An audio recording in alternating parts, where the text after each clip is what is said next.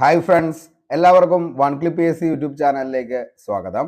Assistant സെയിൽസ്മാന്റെ 32ാമത്തെ ദിവസത്തെ class ആണ് നമ്മുടെ ഇന്നത്തെ.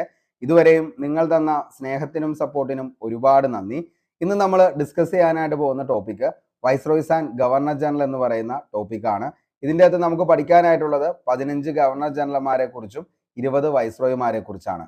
PSC എക്സാമുകളിൽ ഈ ടോപ്പിക്കുമായി ബന്ധപ്പെട്ട് ചോദിച്ച മുഴുവൻ ചോദ്യങ്ങളും അതിൻ്റെ അനുബന്ധ വസ്തുതകൾ കൂടി നമ്മൾ ഈ ഒരു ക്ലാസ്സിൽ ഡിസ്കസ് ചെയ്ത് പോകുന്നതാണ്. ക്ലാസ് മൊത്തമായി കാണാനായിട്ട് ശ്രമിക്കുക. അതിനുശേഷം ഇതിൻ്റെ PDF നോട്ട് ലഭിക്കുന്നതിന് വേണ്ടി നമ്മുടെ ടെലഗ്രാം ചാനൽ കൂടി ഒന്ന് ജോയിൻ ചെയ്യുക. അതിൻ്റെ ലിങ്ക് താഴെ ഡിസ്ക്രിപ്ഷൻ ബോക്സിൽ അവൈലബിൾ ആണ്. അപ്പോൾ നമുക്ക് നേരെ ഇന്നത്തെ ക്ലാസ്സിലേക്ക് കിടക്കാം.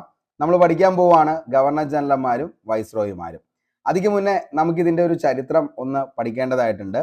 അതായത് ഇംഗ്ലീഷ് ഈസ്റ്റ് ഇന്ത്യ കമ്പനി അധികാരത്തിലേക്ക് വന്ന് അതിനുശേഷമാണ് പിന്നീട് ഇവിടെ ഗവർണർമാരും പിന്നീട് ഗവർണർ ജനറൽമാരും പിന്നീട് വൈസ്രോയിമാരൊക്കെ ഇവിടെ ഭരിക്കാനായിട്ട് വന്നത്. അപ്പോൾ അതിൻ്റെ ചരിത്രം എന്താണെന്നുള്ളത് നമ്മൾ പഠിച്ചതിന് ശേഷം ഓരോന്നും പഠിച്ച് സെറ്റായി നമുക്ക് പോവാം. ഒരു കഥ പോലെ നിങ്ങൾ കേട്ടിരുന്നാൽ മാത്രം മതി. നിങ്ങൾ ക്ലാസ് കഴിയുമ്പോഴത്തേക്കും ഇതുമായി ബന്ധപ്പെട്ട് ചോദിച്ച മുഴുവൻ ചോദ്യങ്ങളുടെയും ഉത്തരങ്ങൾ നിങ്ങൾക്ക് കിട്ടിയിരിക്കും. അപ്പോൾ ഇംഗ്ലീഷ് ഈസ്റ്റ് ഇന്ത്യ കമ്പനി അധികാരത്തിലേക്ക് വന്നത് 2 രീതികൾ വഴിയാണ്. Okay, English East India Company അധികാരത്തിലേക്ക് വന്നത് 2 രീതികൾ വഴിയാണ്. നമുക്കറിയാം, ഇംഗ്ലീഷ് ഈസ്റ്റ് ഇന്ത്യ കമ്പനി പണ്ട് ഇംഗ്ലണ്ടിൽ രൂപീകൃതമായ സമയത്ത് ഇത് ജോൺ കമ്പനി എന്ന പേരിലാണ് വന്നത്. പിന്നീടാണ് അത് ഇംഗ്ലീഷ് ഈസ്റ്റ് ഇന്ത്യ കമ്പനി എന്ന പേരിലേക്ക് AD 1600 രജിസ്റ്റർ ചെയ്തത്. ഒത്തിരി തവണ PSC ചോദിച്ചേക്കുന്ന ചോദ്യമാണ്, ഇംഗ്ലീഷ് ഈസ്റ്റ് ഇന്ത്യ കമ്പനി രൂപീകൃതമായ വർഷം എന്നാണെന്ന് ചോദിച്ചു കഴിഞ്ഞാൽ അത് AD 1600 English East India company form ചെയ്തത്. ഇംഗ്ലീഷ് ഈസ്റ്റ് ഇന്ത്യ കമ്പനി അധികാരത്തിലേക്ക് വന്ന 2 രീതികളാണ് നമുക്കിനി പഠിക്കാനുള്ളത്. ഒന്ന് യുദ്ധങ്ങൾ വഴിയും മറ്റൊന്ന് നിയമങ്ങൾ വഴിയും. ഓക്കെ, അപ്പോൾ നിയമങ്ങൾ വഴിയും അതേപോലെ തന്നെ യുദ്ധങ്ങൾ വഴിയുമാണ് ഇംഗ്ലീഷ് ഈസ്റ്റ് ഇന്ത്യ കമ്പനി അധികാരത്തിലേക്ക് വരികയും അങ്ങനെ ഇവർ കീഴടക്കിയ പ്രദേശങ്ങളിൽ കമ്പനി ഒരു ഏകീകൃത ഭരണം നടപ്പിലാക്കുകയും അവിടെയൊക്കെ അവർ ഗവർണർമാരെയും ഗവർണർ ജനറൽമാരെയും അതേപോലെ തന്നെ വൈസ്രോയിമാരെയും അവിടുത്തെ ഭരണം ഏൽപ്പിക്കുകയും ഉണ്ടായി. അപ്പോൾ ഇതിനെക്കുറിച്ചാണ് നമ്മൾ പഠിക്കുന്നത്. അതിൻ്റെ അകത്ത് നമ്മൾ ആദ്യം പറഞ്ഞു 2 രീതികൾ വഴിയാണ് വന്നത്. അതിൽ ഒന്നാമത്തെയാണ് യുദ്ധങ്ങൾ വഴി എന്നുള്ളത്. യുദ്ധങ്ങൾ വഴി എന്ന് പറയുമ്പോൾ നമുക്ക് പഠിക്കാനുള്ളത് 4 യുദ്ധങ്ങളെ കുറിച്ചാണ്. അതിൽ ഒന്നാമത്തെയാണ് പ്ലാസി യുദ്ധം, രണ്ടാമത്തെ ബക്സാർ യുദ്ധം, മൂന്നാമത്തെ മൈസൂർ യുദ്ധങ്ങൾ, നാലാമത്തെ മറാത്ത യുദ്ധങ്ങൾ. ഈ 4 യുദ്ധങ്ങൾ വഴിയാണ് കമ്പനി എന്ത് ചെയ്തത്, അധികാരത്തിലേക്ക് വന്നത് പ്രധാനമായിട്ടും. ഓക്കെ, ഇങ്ങനെ യുദ്ധങ്ങൾ ചെയ്തു കഴിഞ്ഞപ്പോൾ കമ്പനിക്ക് പ്ലാസി യുദ്ധവും അതേപോലെ തന്നെ ബക്സാർ യുദ്ധവും ചെയ്തു കഴിഞ്ഞപ്പോൾ കിട്ടിയ പ്രദേശമായിരുന്നു ബംഗാൾ എന്നുള്ളത് ഓർത്തു വയ്ക്കുക. അപ്പോൾ പ്ലാസി യുദ്ധവും ബക്സാർ യുദ്ധവും വഴി കമ്പനി പിടിച്ചടക്കിയ പ്രദേശം ഏതാണെന്ന് ചോദിച്ചാൽ മക്കളെ ഏതാണ്, ബംഗാളാന്നുള്ളത് ഓർത്തു വയ്ക്കുക. അപ്പോൾ 1757 പ്ലാസി യുദ്ധവും 1764 ബക്സാർ യുദ്ധവും ഇതൊക്കെ നമ്മൾ ഡീറ്റെയിൽ ആയിട്ട് തന്നെ പറഞ്ഞു പോകും. അപ്പോൾ ജസ്റ്റ് ഒന്ന് പറഞ്ഞു എന്ന് മാത്രമേ ഉള്ളൂ. അപ്പോൾ യുദ്ധങ്ങൾ വഴി പ്ലാസി യുദ്ധവും ബക്സാർ യുദ്ധവും വഴി കമ്പനി പിടിച്ചടക്കിയ പ്രദേശമാണ് ബംഗാൾ എന്നുള്ളത് ഓർത്തു വയ്ക്കുക. അടുത്തത് യുദ്ധങ്ങൾ വഴിയാണ്, മൈസൂർ യുദ്ധങ്ങളാണ്. മൈസൂർ യുദ്ധങ്ങൾ വഴി പിടിച്ചടക്കിയ പ്രദേശമാണ് മലബാറും കൂർഗും എന്നുള്ളത് ഓർത്തു വയ്ക്കുക. അപ്പോൾ മൈസൂർ യുദ്ധങ്ങൾ വഴി കമ്പനി പിടിച്ചെടുത്ത പ്രദേശമാണ് മലബാർ, കൂർഗ് എന്നുള്ളത് ഓർത്തു വയ്ക്കുക. അടുത്തതാണ് മറാത്ത യുദ്ധങ്ങൾ. മറാത്ത യുദ്ധങ്ങൾ വഴി കമ്പനി പിടിച്ചെടുത്ത പ്രദേശമാണ് മറാത്ത എന്നുള്ളതും ഓർത്തു വയ്ക്കുക. അപ്പോൾ യുദ്ധങ്ങൾ വഴി 4 യുദ്ധങ്ങളാണ്. ഈ 4 യുദ്ധങ്ങൾ വഴിയും പിടിച്ചെടുത്ത പ്രദേശങ്ങൾ ബംഗാൾ, മലബാർ, കൂർഗ്, മറാത്ത. ഈ 4 പ്രദേശങ്ങളും കമ്പനി പിടിച്ചടക്കി അവിടെയൊക്കെ ഏകീകൃത ഭരണം നടപ്പിലാക്കുകയും ചെയ്തു. ഇനി നമുക്ക് പഠിക്കാനുള്ളത് നിയമങ്ങൾ വഴിയാണ്. നിയമങ്ങൾ വഴി കമ്പനി ഏതൊക്കെ നിയമങ്ങൾ വഴിയാണ് കമ്പനി പിടിച്ചടക്കിയ പ്രദേശങ്ങൾ എന്ന് ചോദിച്ചു കഴിഞ്ഞാൽ ഒന്നാമത്തെയാണ് സൈനിക സഹായ വ്യവസ്ഥ, അതായത് സബ്സിഡറി അലയൻസ് എന്ന് പറയുന്നത്. ഇതിനെക്കുറിച്ച് നമ്മൾ ഡീറ്റെയിൽ ആയിട്ട് പറയൂ കേട്ടോ. അപ്പോൾ സൈനിക സഹായ വ്യവസ്ഥ വഴി കമ്പനി പിടിച്ചടക്കിയ പ്രദേശങ്ങളാണ് ഹൈദരാബാദ്, തഞ്ചാവൂര്, ഇൻഡോർ. അപ്പോൾ സൈനിക സഹായ വ്യവസ്ഥ വഴി കമ്പനി പിടിച്ചടക്കിയ പ്രദേശങ്ങളാണ് ഹൈദരാബാദ്, തഞ്ചാവൂര്, ഇൻഡോർ. ഇനി ദത്തവകാശ നിരോധന നിയമം വഴി കമ്പനി പിടിച്ചടക്കിയ പ്രദേശങ്ങളാണ് ഝാൻസി, സത്താറ, നാഗ്പൂർ. അപ്പോൾ ഝാൻസി, സത്താറ, നാഗ്പൂർ ആണ് ദത്തവകാശ നിരോധന നിയമം വഴി കമ്പനി പിടിച്ചടക്കിയ പ്രദേശങ്ങൾ. അപ്പോൾ നിലവിൽ കമ്പനി എന്താണ്, നിയമങ്ങൾ വഴിയും അതേപോലെ തന്നെ യുദ്ധങ്ങൾ വഴിയുമാണ് അധികാരത്തിലേക്ക് വന്നത്. അങ്ങനെ കമ്പനി കീഴടക്കിയ ഇത്രയും പ്രദേശങ്ങളിൽ കമ്പനി എന്ത് ചെയ്തു, ഏകീകൃത ഭരണം നടപ്പിലാക്കുകയും ചെയ്തു. ഇനി നമുക്ക് ഓരോന്നും എന്താന്നുള്ളത് നമുക്ക് പഠിക്കാം. നമ്മൾ പറഞ്ഞു യുദ്ധങ്ങൾ വഴിയാണ് കമ്പനി അധികാരത്തിലേക്ക് വന്നത്.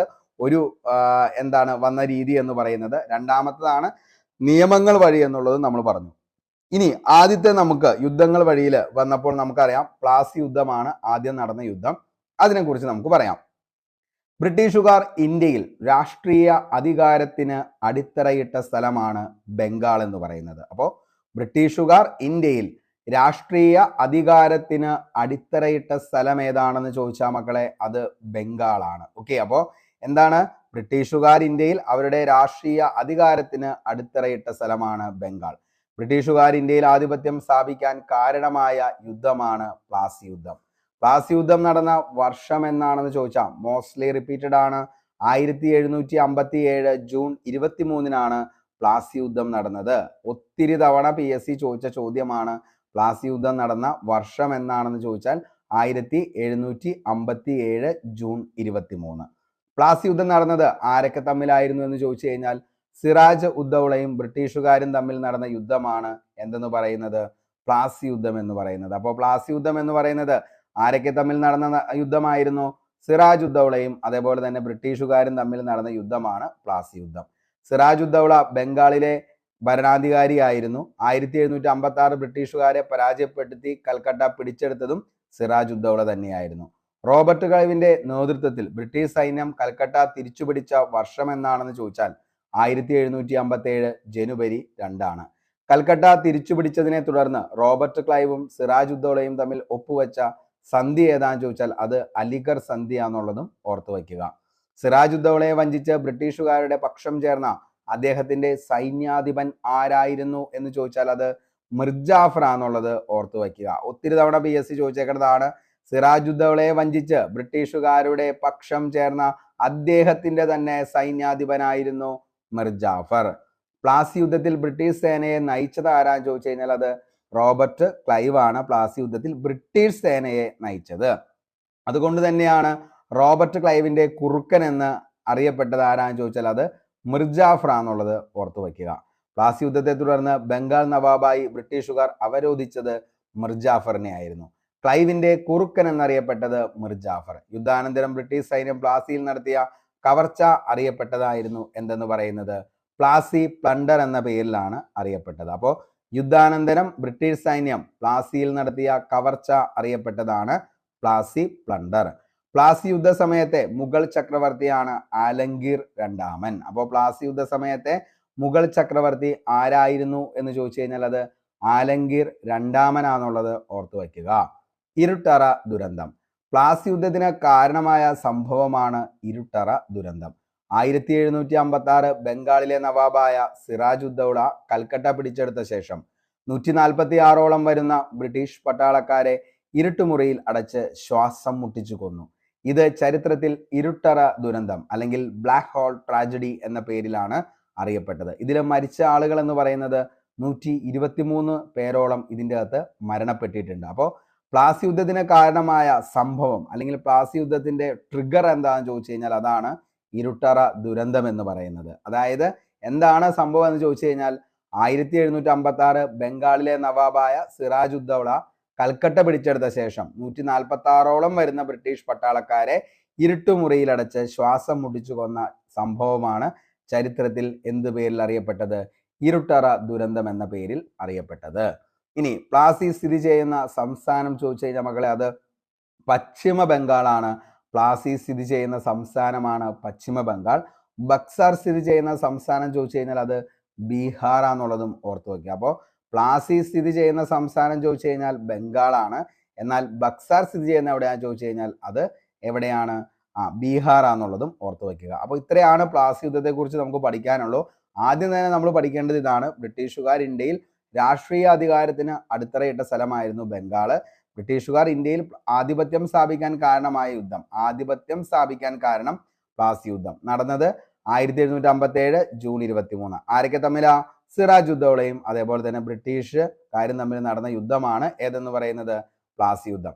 ബ്രിട്ടീഷുകാരെന്ന് പറയുമ്പോൾ ബ്രിട്ടീഷ് സേനയെ നയിച്ചത് ആരാന്ന് ചോദിച്ചാൽ അത് റോബർട്ട് ക്ലൈവ് ആണെന്നുള്ളതും ഓർത്തു വയ്ക്കുക. അതേപോലെ തന്നെ പ്ലാസി യുദ്ധത്തിന്റെ എന്താണ് ഒരു ട്രിഗർ എന്ന് ചോദിച്ചു കഴിഞ്ഞാൽ അതാണ് എന്തെന്ന് പറയുന്നത് ഇരുട്ടറ ദുരന്തം എന്ന് പറയുന്നത്. അതായത് സിറാജ് ഉദ്ദൗള കൽക്കട്ട പിടിച്ച ശേഷം എന്ത് ചെയ്യുന്നു? 146ഓളം വരുന്ന ബ്രിട്ടീഷ് പട്ടാളക്കാരെ ഇരുട്ടുമുറിയിലടച്ച് ശ്വാസം മുട്ടിച്ച് കൊന്ന സംഭവമാണ് എന്തെന്ന പേരിൽ അറിയപ്പെട്ടത്? ഇരുട്ടറ ദുരന്തം എന്ന പേരിൽ അറിയപ്പെട്ടത്. ഓക്കെ, ഇനി നമുക്ക് പഠിക്കാനുള്ളത് എന്താണെന്ന് ചോദിച്ചു കഴിഞ്ഞാൽ ബക്സാർ യുദ്ധമാണ്. ബ്രിട്ടീഷുകാർക്ക് ഇന്ത്യയിൽ അവരുടെ ആധിപത്യം അരക്കിട്ടുറപ്പിക്കാൻ സഹായിച്ച യുദ്ധമാണ് എന്തെന്ന് പറയുന്നത്? നമ്മുടെ ബക്സാർ യുദ്ധം എന്ന് പറയുന്നത്. അപ്പോൾ അങ്ങനെ തന്നെ പഠിക്കണം. ബ്രിട്ടീഷുകാർ ഇന്ത്യയിൽ അവരുടെ ആധിപത്യം അരക്കിട്ടുറപ്പിക്കാൻ സഹായിച്ച യുദ്ധം, അതാണ് ഏതെന്ന് പറയുന്നത്? ബക്സാർ യുദ്ധം എന്ന് പറയുന്നത്. ബക്സാർ യുദ്ധം നടന്ന വർഷം എന്നാണെന്ന് ചോദിച്ച മക്കളെ, എന്നാണ്?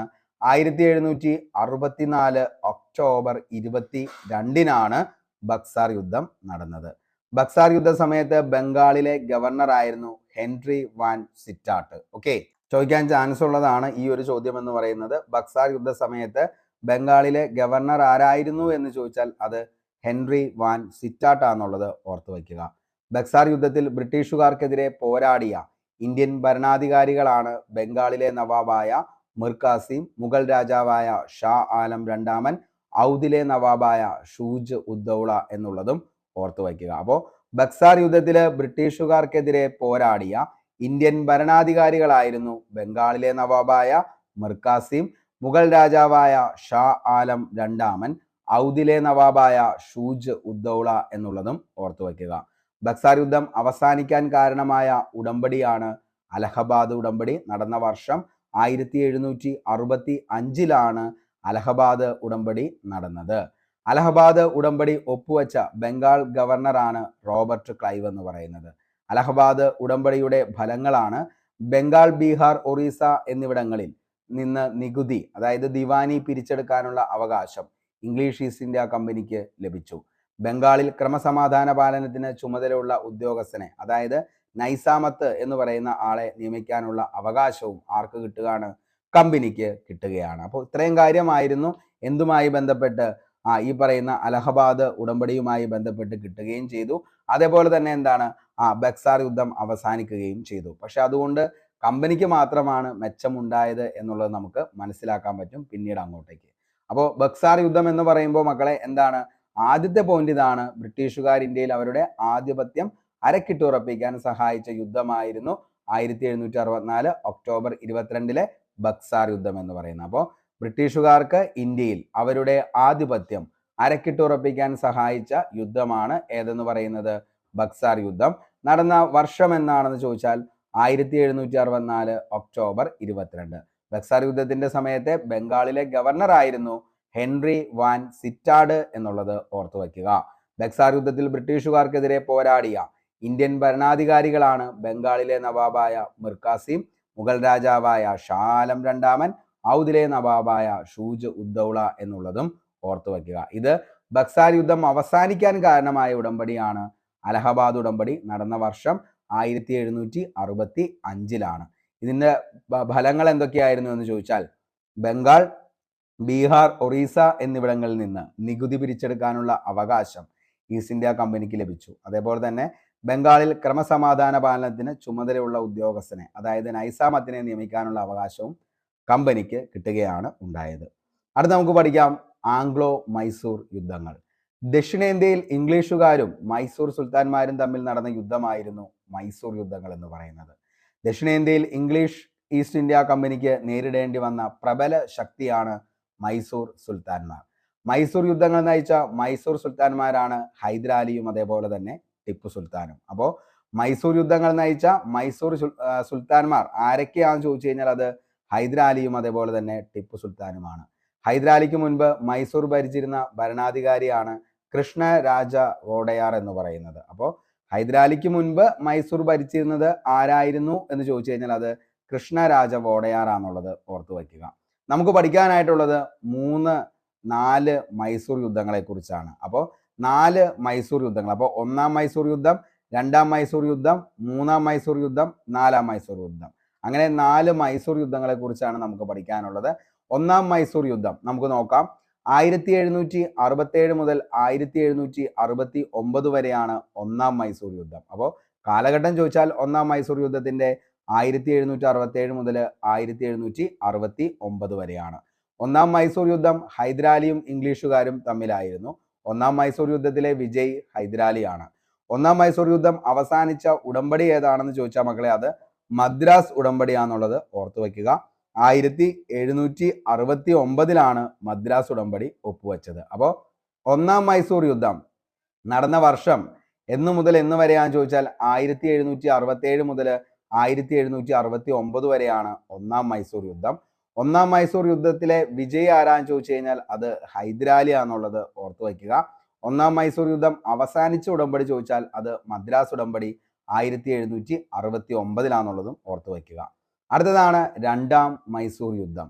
രണ്ടാം മൈസൂർ യുദ്ധത്തിന്റെ കാലഘട്ടം 1780 മുതൽ 1784 വരെയാണ് രണ്ടാം മൈസൂർ യുദ്ധത്തിന്റെ കാലഘട്ടം എന്ന് പറയുന്നത്. രണ്ടാം മൈസൂർ യുദ്ധത്തിന് കാരണം ബ്രിട്ടീഷുകാരുടെ മാഹി ആക്രമണമാണ്. രണ്ടാം മൈസൂർ യുദ്ധത്തിൽ ഹൈദരാലി പിടിച്ചെടുത്ത ഇംഗ്ലീഷ് പ്രദേശമാണ് ആർക്കോട്ട് എന്ന് പറയുന്നത്. അപ്പോൾ രണ്ടാം മൈസൂർ യുദ്ധത്തിൽ ഹൈദരാലി പിടിച്ചെടുത്ത ഇംഗ്ലീഷ് പ്രദേശം ഏതാണെന്ന് ചോദിച്ചാൽ അത് ആർക്കോട്ടാന്നുള്ളത് ഓർത്തു വയ്ക്കുക. രണ്ടാം മൈസൂർ യുദ്ധത്തിന്റെ ആദ്യഘട്ടം നയിച്ചത് ഹൈദരാലിയാണ്. ഹൈദരാലി അന്തരിച്ചത് 1782 ഹൈദരാലി അന്തരിച്ചതിന് ശേഷം രണ്ടാം ഘട്ടം നയിച്ചത് ആരാന്ന് ചോദിച്ചാൽ അത് ടിപ്പു സുൽത്താനാന്നുള്ളതും ഓർത്തു വയ്ക്കുക. രണ്ടാം മൈസൂർ യുദ്ധം അവസാനിക്കാൻ കാരണമായ ഉടമ്പടി അല്ലെങ്കിൽ സന്ധി ഏതാണെന്ന് ചോദിച്ചാൽ അത് മംഗലാപുരം സന്ധിയാണ് 1784. ഓക്കെ, അപ്പോൾ രണ്ടാം മൈസൂർ യുദ്ധം കാലഘട്ടം ചോദിച്ചാൽ 1780 മുതൽ 1784 വരെയാണ് രണ്ടാം മൈസൂർ യുദ്ധത്തിന്റെ കാലഘട്ടം. രണ്ടാം മൈസൂർ യുദ്ധത്തിന്റെ കാരണം ബ്രിട്ടീഷുകാരുടെ മാഹി ആക്രമണമാണ്. രണ്ടാം മൈസൂർ യുദ്ധത്തിൽ ഹൈദരാലി പിടിച്ചെടുത്ത ഇംഗ്ലീഷ് പ്രദേശമാണ് ആർക്കോട്ട്. രണ്ടാം മൈസൂർ യുദ്ധത്തിന്റെ ആദ്യഘട്ടം നയിച്ചത് ഹൈദരാലി. ഹൈദരാലി അന്തരിച്ച വർഷം 1782 രണ്ടാം മൈസൂർ യുദ്ധത്തിന്റെ രണ്ടാം ഘട്ടം നയിച്ചത് ടിപ്പു സുൽത്താനാണ്. രണ്ടാം മൈസൂർ യുദ്ധം അവസാനിച്ചത് 1784 മംഗലാപുരം സന്ധിയെ തുടർന്നാന്നുള്ളതും ഓർത്തു വയ്ക്കുക. അടുത്തത് മൂന്നാം മൈസൂർ യുദ്ധം. മൂന്നാം മൈസൂർ യുദ്ധത്തിന്റെ കാലഘട്ടം 1790 മുതൽ 1792 വരെയാണ് മൂന്നാം മൈസൂർ യുദ്ധത്തിന്റെ കാലഘട്ടം എന്ന് പറയുന്നത്. മൂന്നാം മൈസൂർ യുദ്ധത്തിന്റെ പ്രധാന കാരണം ടിപ്പുവിന്റെ തിരുവിതാംകൂർ ആക്രമണമാണ്. അപ്പോൾ മൂന്നാം മൈസൂർ യുദ്ധത്തിന്റെ പ്രധാന കാരണം എന്നാന്ന് ചോദിച്ചു കഴിഞ്ഞാൽ അത് ടിപ്പുവിന്റെ തിരുവിതാംകൂർ ആക്രമണമാണ്. മൂന്നാം മൈസൂർ യുദ്ധ സമയത്ത് ബ്രിട്ടീഷ് ഗവർണർ ജനറൽ ആരാന്ന് ചോദിച്ചാൽ അത് കോൺവാലിസ് പ്രഭു ആണ്. അപ്പോൾ മൂന്നാം മൈസൂർ യുദ്ധ സമയത്ത് ബ്രിട്ടീഷ് ഗവർണർ ജനറൽ ആരാണെന്ന് ചോദിച്ചാൽ അത് കോൺവാലിസ് പ്രഭു ആയിരുന്നു. മൂന്നാം മൈസൂർ യുദ്ധം അവസാനിക്കാൻ കാരണമായ സന്ധി ഏതാണെന്ന് ചോദിച്ചാൽ അത് ശ്രീരംഗപട്ടണം സന്ധിയാണ്. ശ്രീരംഗപട്ടണം സന്ധി ഒത്തിരി തവണ PSC ചോദിച്ചെങ്ങനെയാണ് നടന്ന വർഷം എന്നാണെന്ന് ചോദിച്ചാൽ 1792 ശ്രീരംഗപട്ടണം സന്ധി നടന്നത്. ഇത് ഏത് യുദ്ധമാണ് അവസാനിച്ചത് ശ്രീരംഗപട്ടണം സന്ധിയെ തുടർന്നെന്ന് ചോദിച്ചാൽ അത് മൂന്നാം മൈസൂർ യുദ്ധം അവസാനിക്കാൻ കാരണമായ സന്ധിയാണ്. ശ്രീരംഗപട്ടണം സന്ധി നടന്ന വർഷം 1792. അടുത്തത് അവസാനത്തെ നാലാം മൈസൂർ യുദ്ധം. നാലാം മൈസൂർ യുദ്ധം നടന്ന വർഷം 1799 നാലാം മൈസൂർ യുദ്ധം നടന്നത്. നാലാം മൈസൂർ യുദ്ധകാലത്തെ ബ്രിട്ടീഷ് സൈന്യാധിപനാണ് ആർതർ വെല്ലസ്ലി. അപ്പോൾ നാലാം മൈസൂർ യുദ്ധകാലത്തെ ബ്രിട്ടീഷ് സൈന്യാധിപൻ ആരാണെന്ന് ചോദിച്ചാൽ അത് ആർതർ വെല്ലസ്ലി ആണ്. ഡ്യൂക്ക് ഓഫ് വെല്ലിംഗ്ടൺ എന്നറിയപ്പെടുന്നത് ആർതർ വെല്ലസ്ലി ആണ്. ഡ്യൂക്ക് ഓഫ് വെല്ലിംഗ്ടൺ എന്നറിയപ്പെടുന്നത് ആർതർ വെല്ലസ്ലി. ശ്രീരംഗപട്ടണം സന്ധിയുടെ ഫലമായി ടിപ്പു സുൽത്താൻ ബ്രിട്ടീഷുകാർക്ക് വിട്ടുകൊടുത്ത പ്രദേശങ്ങളായിരുന്നു മലബാർ, കുടക്, ദിണ്ടിഗൽ, ബരാമഹൽ എന്നിവ. അപ്പോൾ ശ്രീരംഗപട്ടണം സന്ധിയുടെ ഫലമായി ടിപ്പു സുൽത്താൻ ബ്രിട്ടീഷുകാർക്ക് വിട്ടുകൊടുത്ത പ്രദേശങ്ങളാണ് മലബാർ, കുടക്, ദിണ്ടിഗൽ, ബരാമഹൽ. ടിപ്പു സുൽത്താൻ കൊല്ലപ്പെട്ട മൈസൂർ യുദ്ധം ഏതാണെന്ന് ചോദിച്ചാൽ മക്കളെ വെരി വെരി ഇമ്പോർട്ടൻ്റ് ആണ്. നാലാം മൈസൂർ യുദ്ധത്തിലാണ് ടിപ്പു സുൽത്താൻ കൊല്ലപ്പെട്ടത്. അപ്പോൾ ടിപ്പു സുൽത്താൻ കൊല്ലപ്പെട്ട മൈസൂർ യുദ്ധം ഏതാണെന്ന് ചോദിച്ചാൽ അത് നാലാം മൈസൂർ യുദ്ധമാണ്. 1799 മെയ് 4 ടിപ്പു സുൽത്താൻ കൊല്ലപ്പെട്ടത് നാലാം മൈസൂർ യുദ്ധത്തിൽ. ഇനി നാലാം മൈസൂർ യുദ്ധത്തിന് ശേഷം ബ്രിട്ടീഷുകാർ പിടിച്ചെടുത്ത പ്രദേശമാണ് മൈസൂർ എന്നുള്ളതും ഓർത്തു വയ്ക്കുക. അപ്പോൾ നാലാം മൈസൂർ യുദ്ധത്തിന് ശേഷം ബ്രിട്ടീഷുകാർ പിടിച്ചെടുത്ത പ്രദേശമാണ് മൈസൂർ എന്നുള്ളതും ഓർത്തു വയ്ക്കുക. അപ്പോൾ നമ്മൾ 4 മൈസൂർ യുദ്ധത്തെ കുറിച്ച് നമ്മൾ പറഞ്ഞു. അതായത് ഒന്നാം മൈസൂർ യുദ്ധം 1767 മുതൽ 69 വരെ, രണ്ടാം മൈസൂർ യുദ്ധം 80 മുതൽ 84 വരെ, മൂന്നാം മൈസൂർ യുദ്ധം 90 മുതൽ 92 വരെ, നാലാം മൈസൂർ യുദ്ധം 1799. 1799 മെയ് 4-ന് ടിപ്പു സുൽത്താൻ കൊല്ലപ്പെട്ട മൈസൂർ യുദ്ധം ഏതാണെന്ന് ചോദിച്ചാൽ അതും നാലാം മൈസൂർ യുദ്ധമാണെന്നുള്ളത് ഓർത്തു വയ്ക്കുക. നമുക്ക് ടിപ്പു സുൽത്താനെ കുറിച്ച് 1-2 പോയിന്റ്സുകൾ കൂടി നോക്കാം. ടിപ്പു സുൽത്താൻ ഷേറി മൈസൂർ, അതായത് മൈസൂർ കടുവ എന്നറിയപ്പെട്ട ഭരണാധികാരിയാണ് ആരെന്ന് പറയുന്നത് ടിപ്പു സുൽത്താൻ. ഓക്കെ, അപ്പോൾ മൈസൂർ കടുവ എന്നറിയപ്പെട്ട ഭരണാധികാരിയാണ് ടിപ്പു സുൽത്താൻ. ടിപ്പുവിന്റെ തലസ്ഥാനമാണ് ശ്രീരംഗപട്ടണം. ഓക്കെ, അപ്പോൾ ടിപ്പുവിന്റെ തലസ്ഥാനം എവിടെയാണ്? ശ്രീരംഗപട്ടണം. റിപ്പബ്ലിക് എന്ന ആശയം നടപ്പിലാക്കിയ ജാക്കോബിയന്മാരിൽ ആകൃഷ്ടനായി ഫ്രഞ്ച് വിപ്ലവത്തിന്റെ സ്മരണാർത്ഥം സ്വാതന്ത്ര്യത്തിന്റെ മരം നടുകയും ഫ്രഞ്ച് ക്ലബ്ബായ ജാക്കോബിനിൽ അംഗമാവുകയും ചെയ്ത ഇന്ത്യൻ ഭരണാധികാരി. ഇതൊക്കെ ആരാണ് എന്ന് ചോദിച്ചാൽ ആരാണ്? ടിപ്പു സുൽത്താനാന്നുള്ളത് ഓർത്തു വയ്ക്കുക. അപ്പോൾ മൈസൂർ കടുവ ഏറ്റവും കൂടുതൽ PSC ചോദിച്ചേക്കുന്നതാണ്. മൈസൂർ കടുവ എന്നറിയപ്പെടുന്നത് താഴെ പറയുന്നവയിൽ ഏതു ഭരണാധികാരിയാണെന്ന് ചോദിച്ചു കഴിഞ്ഞാൽ അത് ടിപ്പു സുൽത്താനാണ് എന്തെന്ന് പറയുന്നത് മൈസൂർ കടുവ, otherwise known as Sher e Mysore. Republic എന്ന ആശയം നടപ്പിലാക്കിയത് ആരാന്ന് ചോദിച്ചാൽ അത് ടിപ്പുവാണ്. ജാക്കോബിയന്മാരിൽ ആകൃഷ്ടനായി ഫ്രഞ്ച് വിപ്ലവത്തിന്റെ സ്മരണാർത്ഥം സ്വാതന്ത്ര്യത്തിന്റെ മരം നട്ടുപിടിച്ചു ശ്രീരംഗപട്ടണത്ത്. അതേപോലെ തന്നെ ഫ്രഞ്ച് ക്ലബ്ബായ ജാക്കോബിയൻ ക്ലബിൽ അംഗമായ ഇന്ത്യൻ ഭരണാധികാരി, അതും ആര് തന്നെയാണ്? ടിപ്പു സുൽത്താനാന്നുള്ളത് ഓർത്തു വയ്ക്കുക. സ്വാതന്ത്ര്യത്തിന്റെ മരത്തിന്റെ മറ്റു പേരുകളാണ് ജാക്കോബിയൻ ട്രീ, ലിബർട്ടി ട്രീ. ശ്രീരംഗപട്ടണത്തിൽ ഫ്രഞ്ച് പതാക നാട്ടാൻ അനുവാദം നൽകിയ സുൽത്താനാണ് ടിപ്പു സുൽത്താൻ. സിറ്റിസൺ ടിപ്പു, പൗരനായ ടിപ്പു എന്ന് സ്വയം വിശേഷിപ്പിച്ചത് ടിപ്പു സുൽത്താൻ. റോക്കറ്റിനെ കുറിച്ച് പ്രതിപാദിക്കുന്ന ടിപ്പു സുൽത്താന്റെ കൃതിയാണ് ഫത്ത് ഉൾ മുജാഹിദീൻ എന്ന് പറയുന്നത്. അപ്പോൾ ഫത്തുൽ മുജാഹിദീൻ എന്ന് പറയുന്നത് റോക്കറ്റിനെ കുറിച്ച് പ്രതിപാദിക്കുന്ന ടിപ്പു സുൽത്താന്റെ കൃതിയാണ്.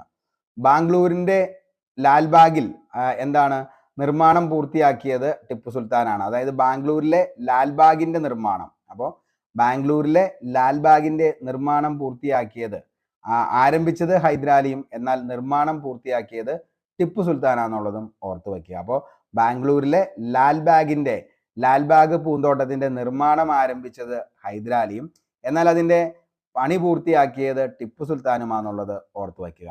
ടിപ്പു സുൽത്താന്റെ ശവകുടീരം സ്ഥിതി ചെയ്യുന്ന സ്ഥലമാണ് മൈസൂർ ശ്രീരംഗപട്ടണം. ഒരു സാമ്രാജ്യം സൃഷ്ടിക്കുവാനാണ് ഹൈദരാലി ജനിച്ചത്, എന്നാൽ ടിപ്പു ആകട്ടെ അങ്ങനെ ഒന്ന് നഷ്ടപ്പെടുത്താനും എന്ന് അഭിപ്രായപ്പെട്ട ചരിത്രകാരനാണ് മാർക്ക് വിൽക്സ് എന്ന് പറയുന്നത്. ഓക്കെ, അപ്പോൾ ഒരു സാമ്രാജ്യം സൃഷ്ടിക്കുവാനാണ് ഹൈദരാലി ജനിച്ചതെങ്കിൽ ടിപ്പു ആകട്ടെ അങ്ങനെ ഒന്ന് നഷ്ടപ്പെടുത്താനുമാണ് ജനിച്ചത് എന്ന് പറഞ്ഞ ചരിത്രകാരനാണ് മാർക്ക് വിൽക്സ്. ജീവിതം മുഴുവൻ ആടിനെ പോലെ ജീവിക്കാതെ ഒരു ദിവസമെങ്കിലും സിംഹത്തെ പോലെ ജീവിക്കണമെന്ന് പറഞ്ഞത് ടിപ്പു സുൽത്താനാണ്. അപ്പോൾ ജീവിതം മുഴുവൻ ആടിനെ പോലെ ജീവിക്കാതെ ഒരു ദിവസമെങ്കിലും സിംഹത്തെ പോലെ ജീവിക്കണമെന്ന് പറഞ്ഞത് ടിപ്പു സുൽത്താൻ. ടിപ്പു സുൽത്താന്റെ മലബാറിലെ പ്രാദേശിക തലസ്ഥാനമായി കരുതപ്പെടുന്ന പട്ടണമാണ് ഫാറൂഖ് പട്ടണം എന്ന് പറയുന്നത്. അപ്പോൾ ടിപ്പു സുൽത്താന്റെ മലബാറിലെ പ്രാദേശിക തലസ്ഥാനമായി കരുതപ്പെടുന്ന പട്ടണം ഫാറൂഖ് പട്ടണം. സുൽത്താൻ ബത്തേരി കോട്ട നിർമ്മിച്ചത് ടിപ്പു സുൽത്താനാണ്. അപ്പോൾ സുൽത്താൻ ബത്തേരി കോട്ട നിർമ്മിച്ചത് ആരാന്ന് ചോദിച്ചാൽ ആരാണ്? ടിപ്പു സുൽത്താനാണ്. ഓക്കെ, ഇന്ത്യയിൽ ആദ്യമായി റോക്കറ്റ് സാങ്കേതിക വിദ്യ ഉപയോഗിച്ച ഭരണാധികാരിയാണ് ടിപ്പു സുൽത്താൻ. അപ്പോൾ ഇന്ത്യയിൽ ആദ്യമായി റോക്കറ്റ് സാങ്കേതിക വിദ്യ ഉപയോഗിച്ച ഭരണാധികാരി ആരായിരുന്നു എന്ന് ചോദിച്ചാൽ മക്കളെ അത് ടിപ്പു സുൽത്താനാന്നുള്ളതും ഓർത്തു വയ്ക്കുക. ഇന്ത്യയിൽ ആദ്യമായി ബീരങ്കിപ്പട ഉപയോഗിച്ച ഭരണാധികാരി ബാബറാണ്. അപ്പോൾ ഇന്ത്യയിൽ ആദ്യമായി റോക്കറ്റ് സാങ്കേതിക വിദ്യ ആണെങ്കിൽ ടിപ്പു സുൽത്താനും, ബീരങ്കി ആണെങ്കിൽ ആദ്യമായിട്ട് ബാബറാന്നുള്ളതും ഓർത്തു വയ്ക്കുക. അപ്പോൾ ഇത്രയാണ് നമ്മൾ ഇതിൻ്റെ അകത്ത് പഠിക്കാനുള്ളൂ. ഇനി നമുക്ക് ആംഗ്ലോ മറാത്ത യുദ്ധങ്ങളൊന്ന് നോക്കാം. ബ്രിട്ടീഷുകാരും മറാത്ത വംശജരും തമ്മിൽ നടന്ന യുദ്ധങ്ങളാണ് മറാത്ത യുദ്ധങ്ങൾ എന്ന് പറയുന്നത്. അപ്പോൾ ബ്രിട്ടീഷുകാരും മറാത്ത വംശജരും തമ്മിൽ നടന്ന യുദ്ധങ്ങളാണ് മറാത്ത യുദ്ധങ്ങൾ. ഒന്നാം മറാത്ത യുദ്ധം നടന്നത് 1755 മുതൽ 1782 വരെ. ഒന്നാം ആംഗ്ലോ മറാത്ത യുദ്ധത്തിന്റെ കാരണമായിരുന്നു ബ്രിട്ടീഷ് ഗവൺമെന്റ് മറാത്തയുടെ ആഭ്യന്തര കാര്യങ്ങളിൽ ഇടപെട്ടത്. ഒന്നാം ആംഗ്ലോ യുദ്ധ സമയത്ത് Bengal governor general Warren Hastings ആണ്. ഒന്നാം ആംഗ്ലോ മറാത്ത യുദ്ധം അവസാനിക്കാൻ കാരണമായ സന്ധി ഏതാണെന്ന് ചോദിച്ചാൽ അത് സൽബായി സന്ധിയാണ്. നടന്ന വർഷം 1782 സൽബായി സന്ധി നടന്നതെന്നുള്ളത് ഓർക്കുക. അടുത്തത് രണ്ടാം മറാത്ത യുദ്ധമാണ്. രണ്ടാം മറാത്ത യുദ്ധം നടന്ന വർഷം 1803 മുതൽ 1805 വരെയാണ് രണ്ടാം മറാത്ത യുദ്ധം. രണ്ടാം ആംഗ്ലോ മറാത്ത യുദ്ധം അവസാനിക്കാൻ കാരണമായ സന്ധിയാണ് രാജ്ഘട്ട് സന്ധി 1805.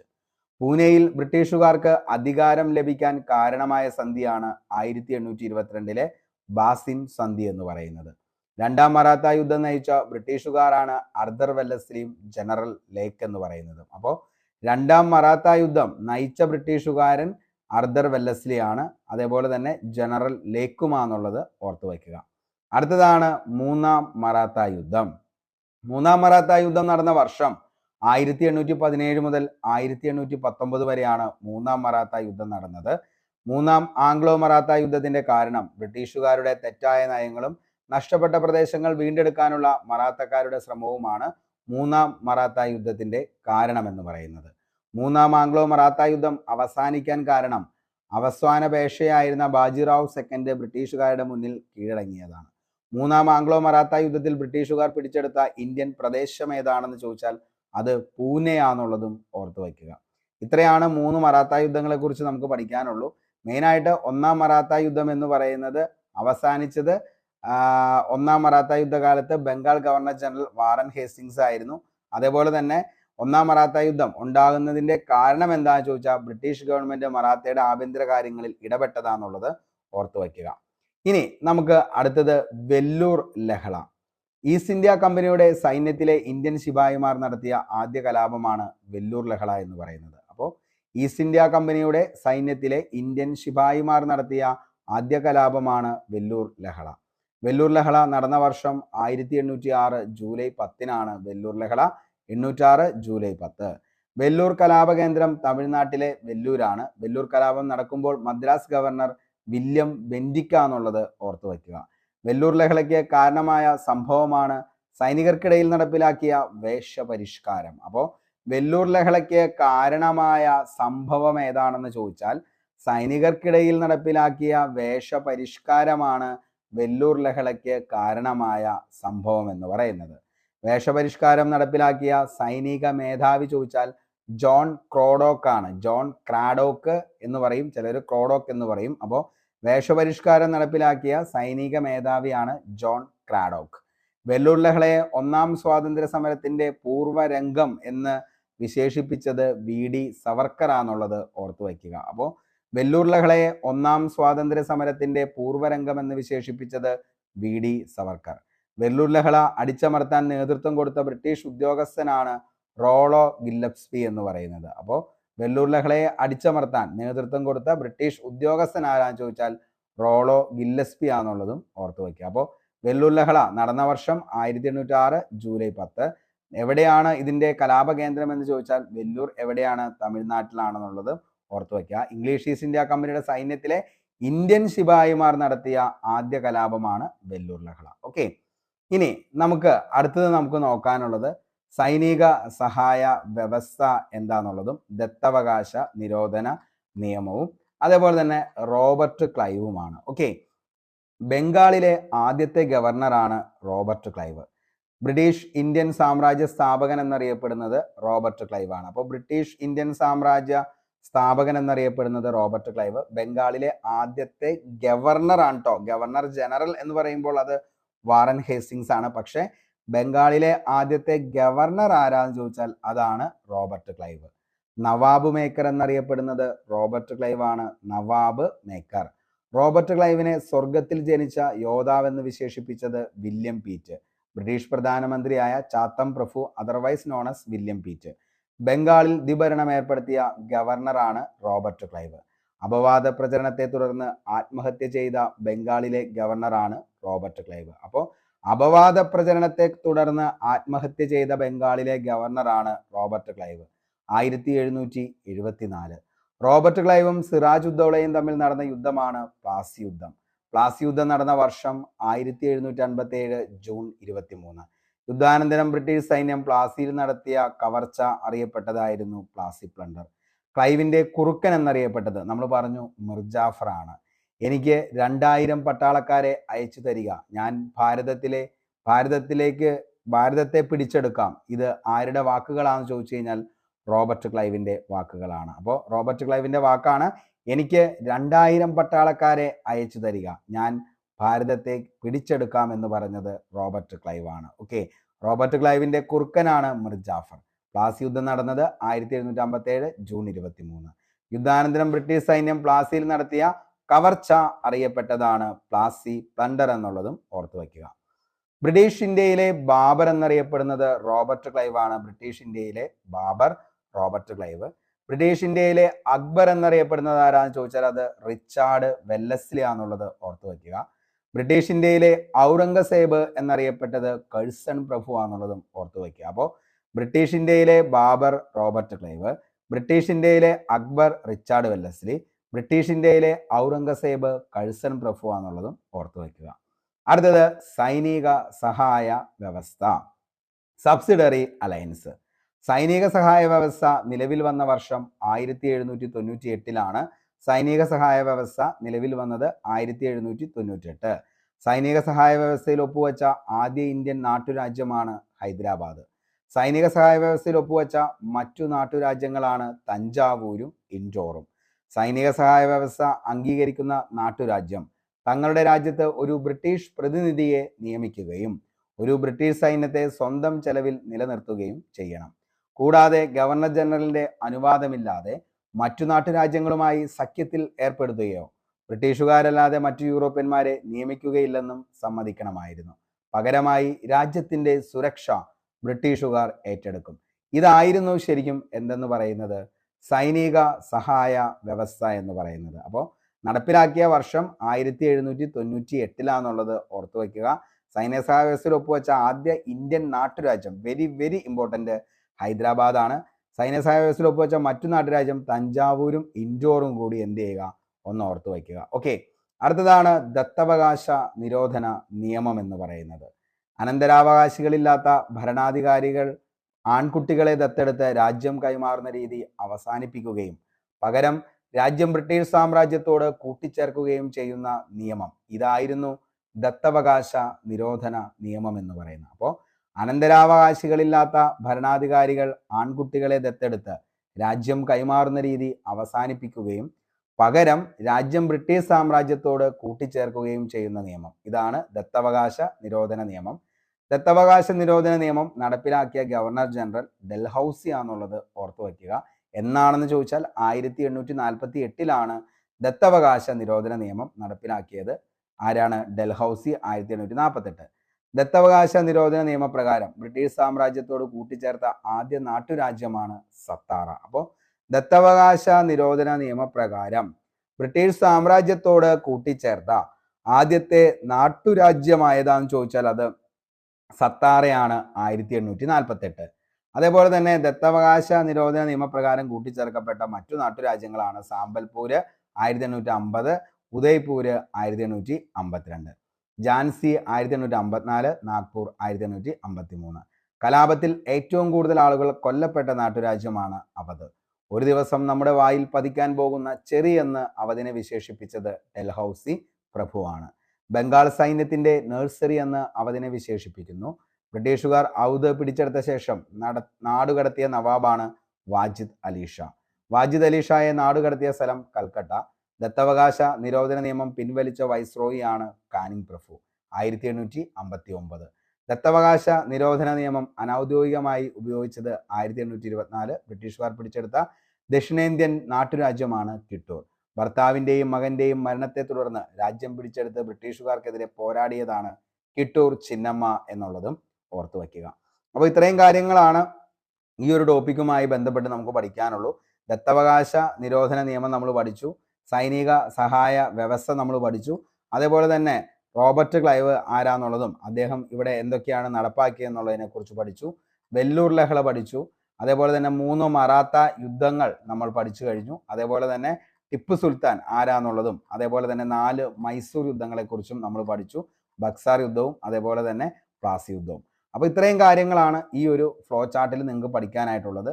അപ്പോൾ അതിൻ്റെ അകത്ത് നമ്മൾ ഇംഗ്ലീഷ് ഈസ്റ്റ് ഇന്ത്യ കമ്പനി അധികാരത്തിലേക്ക് വന്ന രീതികളായിട്ടുള്ള യുദ്ധവും അതേപോലെ തന്നെ നിയമവും, അതിൻ്റെ അകത്ത് യുദ്ധങ്ങൾ വഴി പ്ലാസി യുദ്ധം, ബക്സാർ യുദ്ധം, മൈസൂർ യുദ്ധങ്ങൾ, മറാത്ത യുദ്ധങ്ങൾ, ഇതുവഴി കീഴടക്കിയ പ്രദേശങ്ങളാണ് ബംഗാൾ, മലബാർ, കൂർഗ്, മറാത്ത. ഇനി നിയമങ്ങൾ വഴിയാണെങ്കിൽ സൈനിക സഹായ വ്യവസ്ഥയും ദത്തവകാശ നിരോധന നിയമവും. ഹൈദരാബാദ്, തഞ്ചാവൂർ, ഇൻഡോറും ഝാൻസി, സത്താറ, നാഗ്പൂർ ഇത്രയാണ് നിയമങ്ങൾ വഴി നിലവിൽ എന്ത് ചെയ്തത്, പിടിച്ചെടുത്തത്. അങ്ങനെ പിടിച്ചടക്കിയ പ്രദേശങ്ങളിലൊക്കെ കമ്പനി എന്ത് ചെയ്തു, ഏകീകൃത ഭരണം നടപ്പിലാക്കുകയും ചെയ്തു. അങ്ങനെ എന്താണ് ബംഗാളിൽ ഇവര് എന്താണ് ആദ്യമായിട്ട് ഒരു ഗവർണറെ നിയമിച്ചു. അതിന്റെ പേരായിരുന്നു റോബർട്ട് ക്ലൈവ്. റോബർട്ട് ക്ലൈവിനെ കുറിച്ച് നമ്മൾ പഠിച്ചു. ഇനി ബംഗാളിലെ ആദ്യത്തെ ഗവർണർ ജനറൽ ആയിട്ട് ആര് വരുവാണ്, വാറൻ ഹേസ്റ്റിങ്സ് വരുവാണ്. ഓക്കെ.